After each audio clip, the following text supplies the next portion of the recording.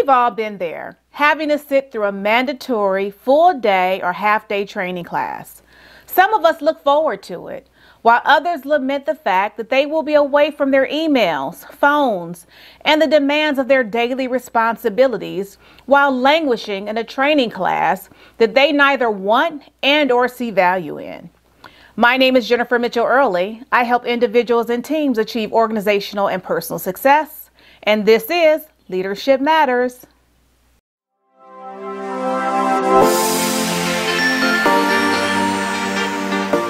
Today, we're talking about training versus learning and development.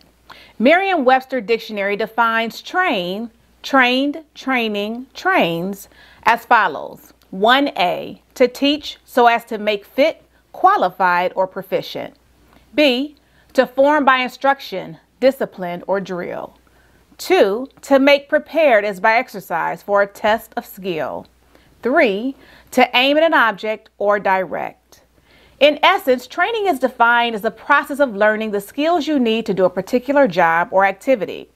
As someone who has been in this field for over 20 years, I have held numerous job titles: trainer, training specialist, training and performance improvement specialist, senior instructional designer, technical writer, consultant, instructor, learning and development consultant, etc. However, regardless of the title, my job consisted of designing, developing, and facilitating programs for adult learners. So having said that, is there a difference between training and learning and development? Well, that all depends on who you ask and or your and their perspective. This is one of the questions that has plagued instructional designers and training organizations for years.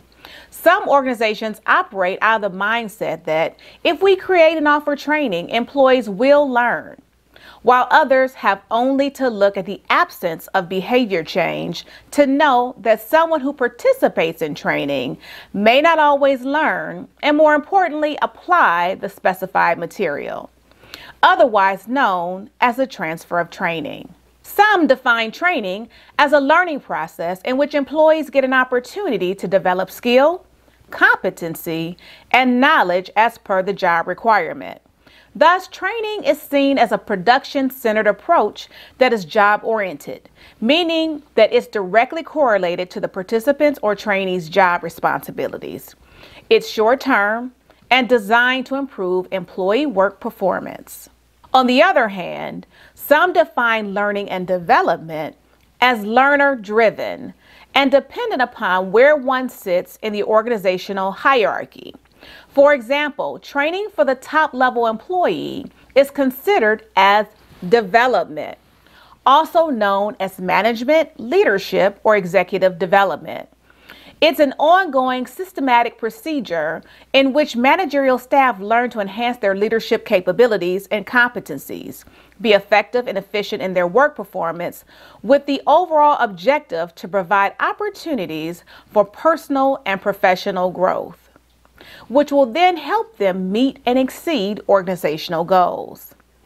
As a learning and development professional, I believe that learning and development encompasses all of the above, to include onboarding, professional development, leadership development, upskilling, reskilling, skill gap training, e-learning, performance improvement, change management, etc.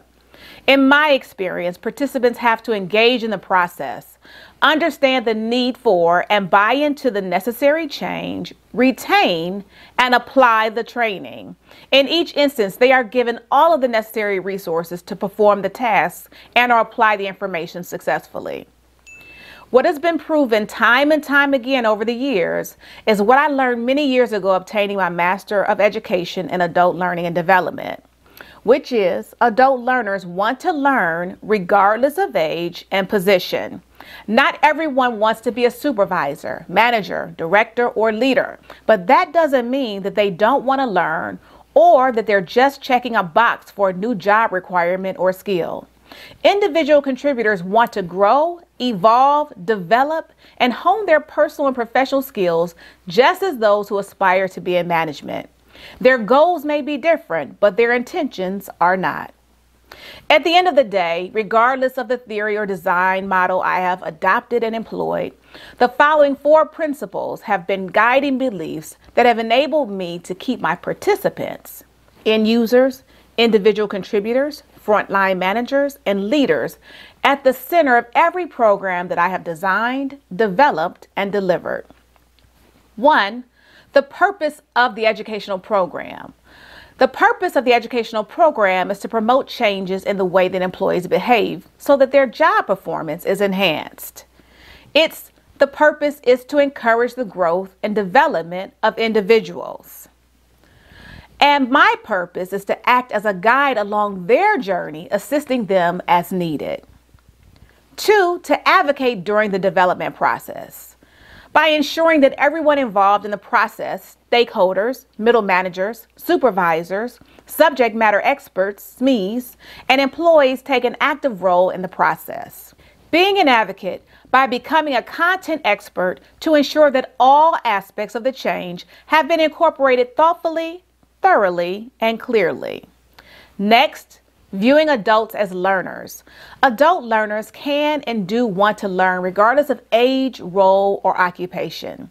They have a rich background of knowledge and experiences that should be incorporated in the learning process.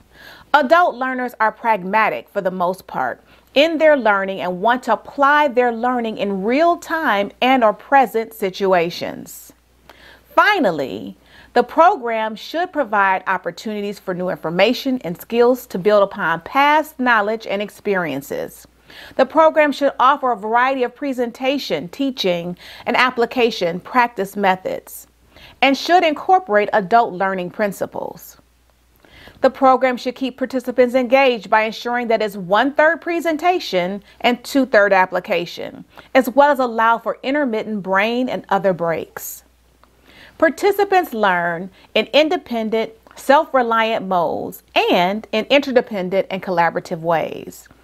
Today's workplace goes further than the roots of and reliance on technical training. Learning and development stresses the direct link between personal and professional, as well as the bridge between the learning experience and work performance. The primary motivation for an organization to invest in learning and development is to enhance employees' personal qualities, which have a positive impact on their overall work performance and, in turn, advance organizational goals. As a result, the employee is motivated to participate in and apply the knowledge learned. Training is a narrow interpretation of learning and development. We need to use a multidimensional strategy and a comprehensive approach to learning and development. Learning and development professionals do well to keep this in mind when planning their learning interventions, as personal development and its impact on overall work performance is now widely understood and accepted. So as you can see, training is but a small subset of learning and development. Hopefully this helps you to clarify the two. Have a great week.